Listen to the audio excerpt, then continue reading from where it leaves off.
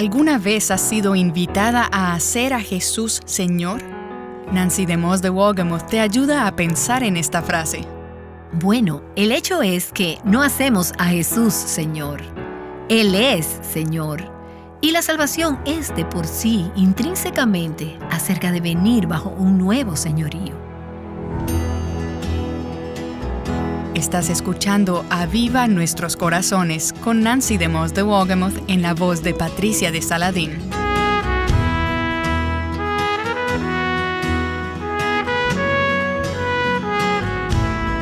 Bueno, titulamos esta serie de los nombres de Jesús La maravilla de su nombre. Y algunos de estos nombres que hemos visto son realmente fáciles de amar. Nombres como Buen Pastor, Emmanuel, Dios con nosotros, Salvador, el que vimos en el programa anterior, y encontramos estos nombres consoladores y alentadores. Pero luego hay otros nombres, no muchos, pero no son tan fáciles de amar. El nombre de Juez, por ejemplo. No estaremos mirando ese en esta serie, pero hemos hablado de él como un juez justo, como el juez justo. Y a continuación, el nombre que veremos hoy, que queremos ver hoy, es Jesús como Señor. Vivimos en una cultura igualitaria y no tenemos señores en esta cultura. No estamos tan familiarizadas con lo que, por ejemplo, los británicos sí lo están, con la nobleza, los aristócratas. Ellos tienen señores, condes, la Cámara de los Lores, la Cámara de los Comunes. Tú quizás no sepas mucho sobre esa estructura, pero ¿crees que te gustaría estar en la Casa de los Lores o en la Cámara de los Comunes? Quieres estar en la Cámara de los Lores, pero no quieres ser gobernada por los señores. No es cierto. Por nuestra naturaleza, en nuestra cultura tan individualista, tan igualitaria, nuestra cultura occidental, somos resistentes a la idea de que alguien se enseñoree sobre nosotras. No queremos que nadie nos diga qué hacer. Y pensamos, Señor, eso como que viene con ese nombre, ¿no? Pero quiero que veamos en esta serie que cada nombre de Jesús es maravilloso. Cada nombre es precioso. Cada nombre es deseable. Juan 1 nos dice que la gracia y la verdad fueron hechas realidad por medio de Jesucristo. Y cada uno de estos nombres nos trae gracia y verdad. Tenemos, por ejemplo, el Buen Pastor. Este nombre nos trae gracia cuando vemos que Él nos alimenta, nos guía y nos protege. Pero la verdad es que Él también nos posee, somos su propiedad. Él nos gobierna, Él nos disciplina. Piensa por un momento acerca de Emmanuel. Que Dios esté con nosotros. Es un pensamiento lleno de gracia. Eso nos anima, nos consuela. Pero el hecho de que Dios está con nosotros todo el tiempo también trae el temor del Señor. Él ve todo lo que hacemos y todo lo que pensamos. Bueno, pues lo mismo con el nombre de Señor. Veremos que encontramos gracia y verdad en ese nombre. Y las necesitamos las dos. En primer lugar, déjame darte algunos antecedentes sobre el nombre y hacer algunas observaciones sobre este nombre porque quiero asegurarme de que entendamos de qué estamos hablando cuando llamamos a Jesús Señor. La palabra Señor en el Nuevo Testamento es la palabra griega kurios, que viene de la palabra kuros, que significa fuerza o poder. En la antigua cultura griega, esa palabra se utilizó de diferentes maneras. Podía ser utilizada como un término general de respeto.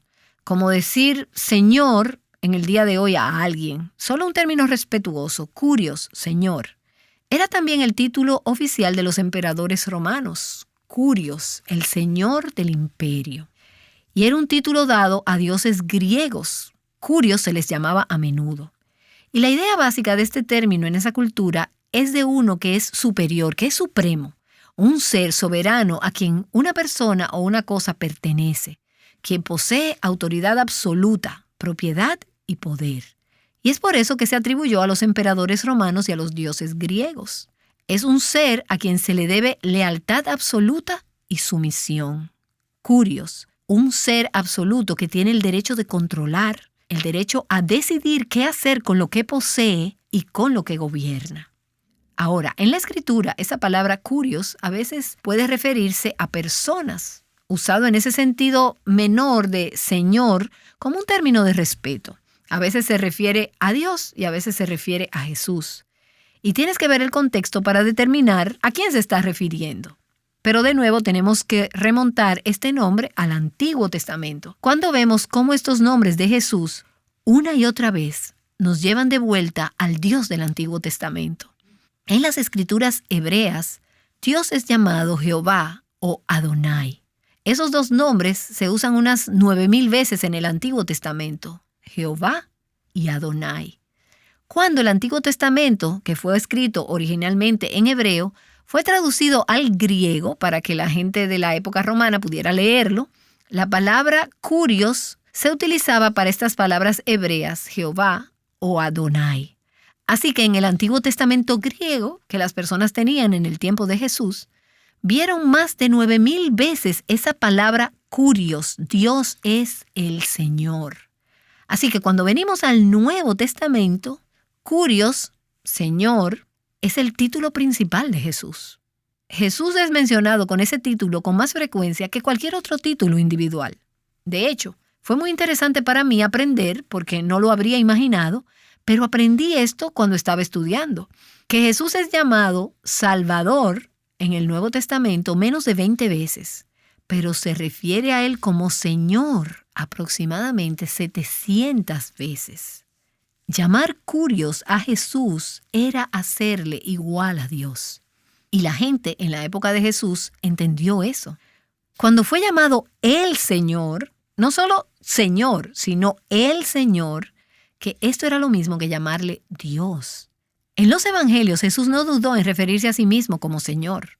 Él dijo en Juan 13, «Vosotros me llamáis Maestro y Señor, y tenéis razón porque lo soy». Quiero decir, esto es bastante simple. Yo soy Señor. Él se llamó a sí mismo el Señor del sábado. Él se llamó a sí mismo el Señor de la cosecha. Y también otros se refirieron a Él como Señor. Él es llamado el Señor del cielo y de la tierra. En Romanos 14, Él es Señor tanto de los muertos como de los vivos. En 1 Corintios, Él es el Señor de gloria. En 2 Tesalonicenses, Él es el Señor de paz. En Hechos 10, Él es el Señor de todos. Y varias veces, 3 veces en el Nuevo Testamento, Él es llamado el Señor de señores. Ahora, cuando vemos a Jesús siendo llamado como kurios o Señor en los Evangelios, en Mateo, Marcos, Lucas y Juan, es más a menudo utilizado como un término de respeto. No fue sino hasta después de su muerte, resurrección y ascensión, cuando Él fue exaltado a la diestra del Padre, que Jesús asume en el sentido más pleno su papel como Mesías Cristo y Señor de todo. Y eso es importante. Hechos capítulo 2 nos dice, «Sepa pues, con certeza toda la casa de Israel, que a este Jesús, a quien vosotros crucificasteis, Dios le ha hecho Señor y Cristo, el Mesías». Después de su muerte, de su sepultura, resurrección y ascensión, Él asumió en su sentido más pleno los poderes y la fuerza de lo que significa ser Señor, exaltado a la diestra del Padre. Y puedes ver esto en el libro de Romanos.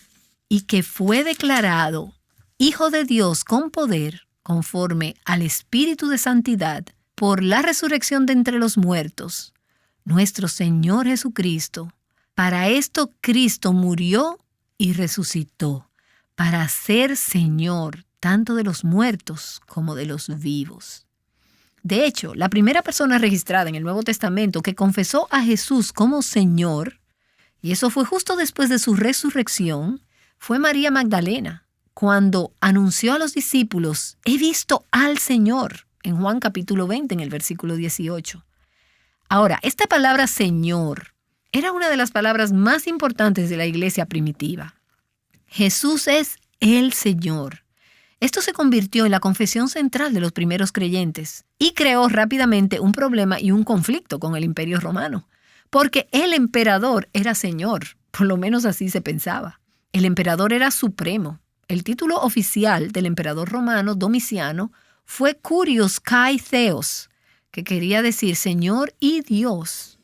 Así era como el emperador era llamado, y a todos los ciudadanos del imperio se les exigía jurar lealtad al emperador, quemando una pizca de incienso al César y declarando, Kaiser Curios, César es Señor. Y si no lo hacías, te cortaban la cabeza. Ahora, a los cristianos del primer siglo se les enseñó a honrar al rey y a pagar sus impuestos. Ellos eran ciudadanos modelo, pero simplemente no podían y no iban a tomar un juramento de lealtad al César o a cualquier otra persona como señor. Y cuando se negaban a proclamar Kaiser Kyrios, César es señor, eran arrojados a los leones salvajes o crucificados. Y esto me recuerda a los 3 jóvenes hebreos en el Antiguo Testamento que se negaron a inclinarse ante la imagen de oro de Nabucodonosor y fueron arrojados al horno de fuego. Y ahora en el Nuevo Testamento, uno tras otro de estos seguidores de Cristo, por miles, fueron a su muerte cantando y proclamando: Jesús es Señor. No César es Señor, sino Jesús es Señor. Fue una confesión costosa, pero ninguna persona habría sido considerada cristiana en esa época si no estaba dispuesta a confesar hasta el punto de la muerte si era necesario: Jesús es Señor. Esa misma confesión, por cierto, está costando a muchos de nuestros hermanos y hermanas en Cristo hoy en día su libertad o sus vidas en Corea del Norte, en Siria, en Arabia Saudita, en Irán, en Egipto, y no solo en otras partes del mundo, sino que es cada vez más costoso en nuestra cultura proclamar que Jesús es Señor y negarse a dar ese lugar a cualquier persona o a cualquier otra cosa. Y creo que tenemos que ser determinantes. ¿Realmente creemos que Jesús es Señor? ¿Y estamos dispuestas a proclamarlo así todo el mundo vaya en dirección opuesta y empiece a ser costoso para nosotras? ¿Ves? Señor no es solo un nombre o un título. Es un nombre que conlleva autoridad y el derecho a gobernar. Representa un mandato a someterse ante su autoridad, a obedecerle. Lo que dice es: Jesús es supremo, aquel a quien prometemos nuestra lealtad, nuestra fidelidad y a quien rendimos toda obediencia. Jesús es Señor. Abraham Kuyper fue el estadista y teólogo holandés de generaciones atrás que dijo: no hay ni una pulgada cuadrada en todo el dominio de nuestra existencia humana sobre la que Cristo, que es soberano sobre todo, no grite: mío. Es de Él es Señor. Pero aquí tenemos el problema. Subyacente a todo pecado está la tendencia y el deseo de ser nuestro propio Señor. Confesar y llamar a Jesús como Señor representa un cambio completo de mente y de corazón. Y eso es lo que es el arrepentimiento. Significa arrepentirme de ser mi propio Señor, de ser quien manda en mi propia vida, de dirigir mi propia vida, de hacer lo que quiero hacer cuando lo quiero hacer. Arrepentirse es volverse de uno mismo como Señor y reverenciar a Jesús como Señor. Y eso, y solo eso, es lo que da lugar a la verdadera salvación. Romanos 10 dice que si confiesas con tu boca a Jesús por Señor y crees en tu corazón que Dios le resucitó de los muertos, serás salvo. La oferta de salvación a lo largo de la Escritura nunca se separa del llamado a dejar el pecado y a uno mismo y a seguir a Cristo e inclinarse ante su autoridad como Señor. Ahora, hemos tenido algunas enseñanzas y reflexiones sobre todo este asunto dentro de la iglesia a lo largo de mi vida que han sido engañosas y creo que hasta peligrosas. ¿Alguna vez has escuchado o quizás dicho algo como: yo acepté a Jesús como mi Salvador cuando era una niña, pero no lo acepté como Señor hasta más tarde en mi vida? ¿Sabes que cuando esos dos títulos, Salvador y Señor, se mencionan juntos en las Escrituras, cada vez, sin excepción, Señor precede a Salvador? Él es nuestro Señor y Salvador Jesucristo. Y esos dos títulos son inseparables. Al llegar a Él, obtienes todo lo que Él es, y Él es ambas cosas, Señor y Salvador. Tal vez has escuchado a alguien decir: tienes que hacer que Cristo sea el Señor de tu vida. Bueno, el hecho es que no hacemos a Jesús Señor. Él es Señor. Y la salvación es inherentemente e intrínsecamente acerca de ser objeto de nuevo señorío, de nueva propiedad. O tal vez hayas escuchado cuando alguien está hablando de una creyente, alguien que profesa ser creyente, que está viviendo un estilo de vida impío. Y dicen: Ella debe ser una cristiana carnal o una cristiana apóstata descarriada, o ella solo tiene que entregar su vida al Señor. No existe una categoría en la Escritura para los verdaderos creyentes que constantemente, habitualmente, eligen el pecado y se niegan a someterse a Jesús como Señor. El hecho es que aquellos que han sido redimidos, aquellos que han sido salvados, ya no se pertenecen a sí mismos. Sí, pueden tomar decisiones incorrectas, como todas lo hacemos. Pueden desviarse en momentos y descarriarse, pero aquí está la diferencia. No pueden estar felices quedándose así. Si son verdaderas creyentes, si han sido verdaderamente convertidas, nacidas de nuevo, que confiesan a Jesús como Señor, en el fondo quieren obedecerle. Y son miserables así porque tienen una nueva naturaleza. Tuve una conversación hace unas semanas con una amiga cuyo hijo está viviendo con su novia. Y tanto el hijo como su prometida profesan ser creyentes. Y mi amiga me dijo, yo sé que él conoce al Señor. Y mientras avanzábamos en la conversación, le dije suavemente, ¿estás segura? ¿Y cómo puedes estar segura? Otra amiga me escribió recientemente pidiéndome oración por un hijo adolescente y ellos están tratando con él con mentiras, alcoholismo, abuso de sustancias. Y este joven, este niño, está siendo atraído hacia sus amigos impíos. Y mi amiga, la madre, me dijo, sabemos que él ama a Dios, pero él está tomando decisiones terribles. Por favor, oren para que él entregue su vida a Cristo. Ahora, yo escucho el grito, el clamor del corazón de esta madre. Y oigo el corazón de los padres llorar. Y algunas en nuestra audiencia tendrían ese clamor en el corazón. Y si tú quieres orar, que tus hijos o estas personas que conoces, que te preocupan, entreguen sus vidas a Jesús. Pero ¿estás segura de que ellos en realidad, verdaderamente aman a Dios?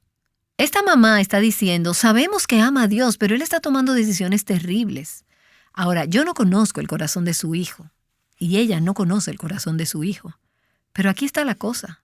Una decisión por Cristo, ya sea como niño o adolescente o joven o en cualquier momento de la vida, no necesariamente te convierte en cristiano.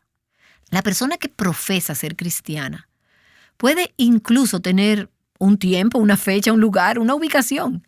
Pero una persona que profesa ser cristiana, pero no da ninguna evidencia creíble de seguir a Cristo como Señor, ninguna evidencia de un cambio de vida, de una vida transformada, de un cambio de corazón, esa persona no tiene ninguna base para la seguridad de salvación. Y necesitas recordar que a medida que estás orando por amigos o por familiares, que tal vez una vez hicieron una profesión de fe, que una vez pensaste que eran cristianos, pero que ahora están viviendo como el diablo, no asumas que conocen al Señor. Estarás orando tal vez de forma inapropiada. Tal vez necesitas orar para que ellos vengan bajo la convicción de su condición perdida, porque el asunto es que Dios sí conoce su corazón. Y la obra de Jesús es la base para nuestra seguridad, lo que Él hizo en la cruz. Y un corazón que ha sido verdaderamente convertido por Jesús será revelado en nuevos deseos, en una vida transformada. Y me doy cuenta, y todas nosotras nos damos cuenta, especialmente si hemos sido cristianas por algún periodo de tiempo, que ese cambio puede ser dolorosamente lento a veces. Y habrá momentos en los que cedemos a las demandas de nuestra carne, a los impulsos de nuestra carne. Pero una persona que se queda así, sin arrepentimiento, que no da evidencia de convicción del Espíritu Santo, entonces tenemos que preguntarnos, ¿esta persona realmente tiene una relación salvadora con Cristo? Escucha, hay una enorme diferencia entre llamar a Jesús Señor y en realidad conocerlo como Señor. Y Jesús tenía mucho que decir sobre este tema. Pienso en el final del Sermón del Monte, al final de Mateo, en el capítulo 7, donde Jesús dice estas palabras impresionantes. No todo el que me dice, Señor, Señor, entrará en el reino de los cielos, sino el que hace la voluntad de mi Padre que está en los cielos. Lo que Jesús está diciendo es, no todo el que dice ser cristiano lo es. No toda la que dice ser cristiana de nuestra audiencia es verdaderamente cristiana. Puedes afirmar conocer a Jesús, pero eso no es necesariamente una prueba de fe genuina. La verdadera fe siempre se demuestra con una vida que quiere obedecer a Dios. Por eso Jesús dice, El que entra es el que hace la voluntad de mi Padre que está en los cielos. Eso no quiere decir que obedecer a Dios es lo que te lleva al cielo o lo que te salva, pero significa que el que verdaderamente se ha convertido, que ha puesto su fe en Cristo, obedecerá al Padre. Y esa es la persona que tiene vida eterna. Jesús continúa diciendo, muchos me dirán en aquel día, muchos me dirán, Señor, Señor, ¿no profetizamos en tu nombre? Y en tu nombre echamos fuera demonios, y en tu nombre hicimos muchos milagros.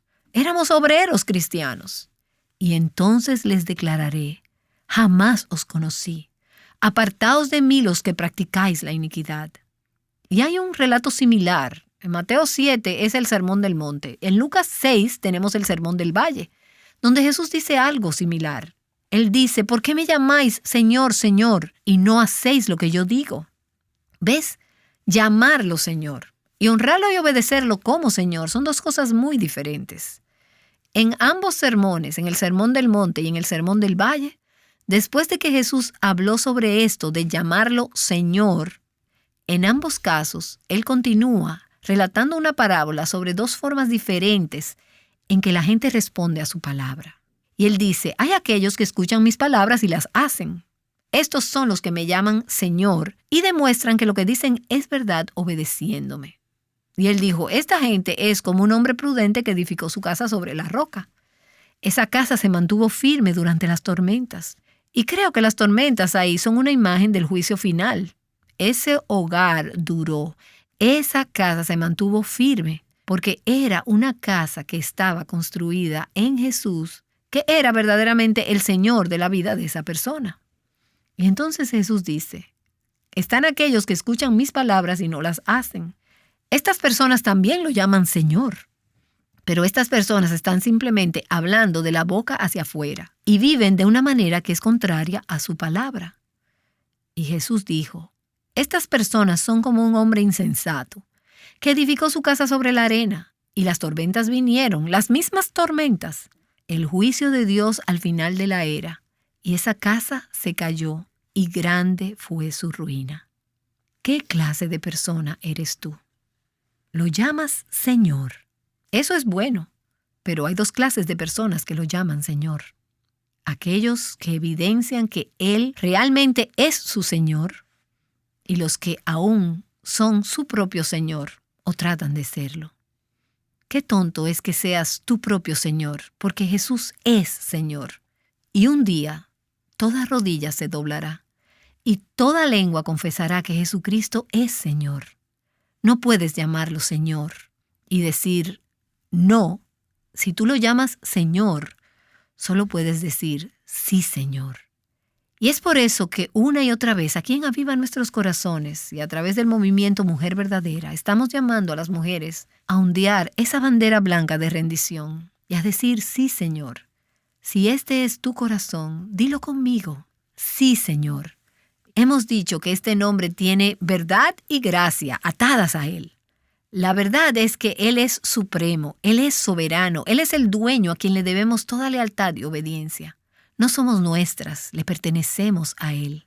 Esa es la verdad acerca de Jesús como Señor. Pero también hay tanta gracia envuelta en este nombre. Él es un Señor compasivo. Él siempre hace lo que es mejor para sus súbditos. Y como nuestro Señor, en la medida en que rendimos nuestras vidas a Él, Él asume plena responsabilidad de nuestro cuidado, de nuestra supervisión y de nuestra eternidad. William Borden fue el heredero de la compañía lechera Borden, quien tuvo un encuentro con Cristo cuando era un estudiante universitario. Luego él pasó a ser misionero y murió de camino al campo misionero. Pero él escribió en su diario como estudiante universitario lo siguiente: decir no a uno mismo y decir sí a Jesús en todo momento. En el corazón de cada hombre hay un trono y hay una cruz. Si Cristo está en el trono, uno mismo está en la cruz. Y si yo, aunque sea un poco, estoy en el trono, entonces Jesús está en la cruz en el corazón de ese hombre. Y hay una pequeña frase en el Salmo 45, el versículo 11, que tal vez lo resume todo. Dice, inclínate ante Él, porque Él es tu Señor. puesto que Él es tu Señor, puesto que Él es Señor y puesto que Él es tu Señor y el mío, entonces, ¿cuál es la respuesta adecuada? Inclínate ante Él. Y, oh Padre, inclinamos nuestro corazón delante de ti. Tú eres Salvador y tú eres Señor. Tú eres Señor y tú eres Salvador. Qué nombres tan ricos, tan hermosos, tan dulces. Y nos encanta lo que hemos visto de ti en el día de hoy. Y hemos sido alentadas y estimuladas y hasta desafiadas. Y te damos gracias, Señor, que has estado hablando a nuestros corazones, recordándonos qué gran Salvador tenemos. ¡Aleluya! ¡Qué Salvador! Jesús es Señor. Nancy DeMoss de Wogemuth te ha estado mostrando cuán poderosa y profunda es esta declaración. La enseñanza de hoy me hace pensar en un testimonio que una oyente compartió en nuestra página web de Fresnillo, Zacatecas. Ella dijo: «Quiero compartir lo que Dios ha hecho conmigo. Yo estaba muy amargada desde hace 10 años. Mi vida estaba totalmente frustrada, todo me molestaba, me sentía infeliz, insatisfecha. Iba a la iglesia, pero era una falsedad total. Allí sonreía, ayudaba, participaba y cuando salía todos me caían mal. En mi casa tenían miedo de hablarme y tampoco me soportaba y lloraba mucho cada noche porque decía, si conozco a Dios, ¿por qué estoy así? ¿Por qué no puedo avanzar? Un día me pasaron un mensaje de Aviva Nuestros Corazones, era acerca del orgullo.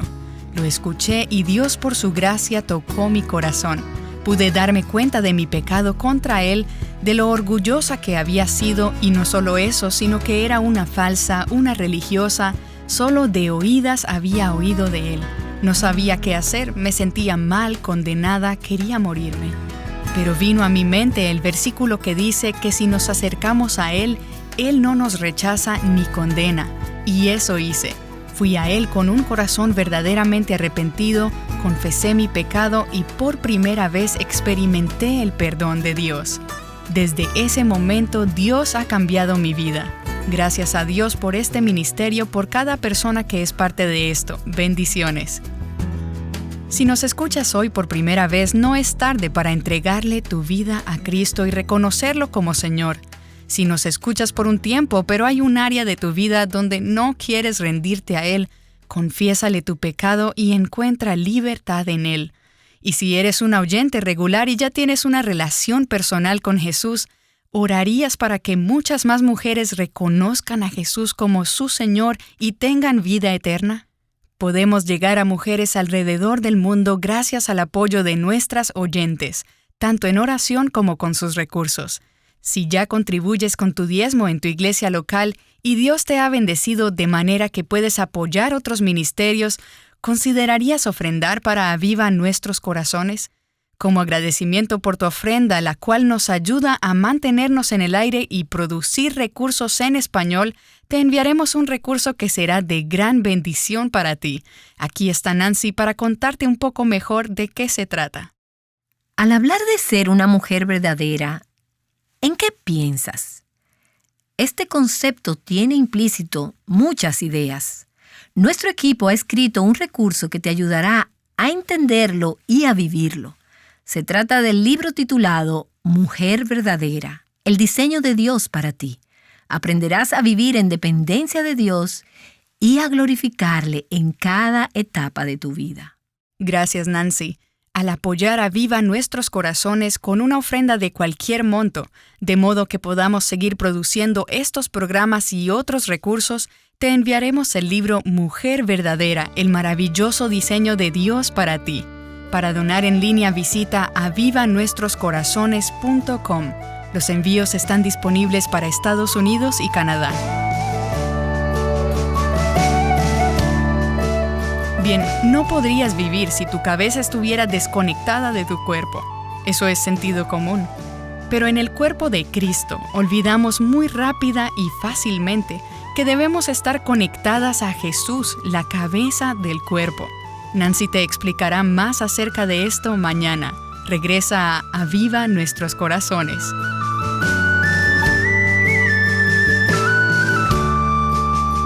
Aviva Nuestros Corazones con Nancy DeMoss de Wolgemuth es un ministerio de alcance de Life Action Ministries.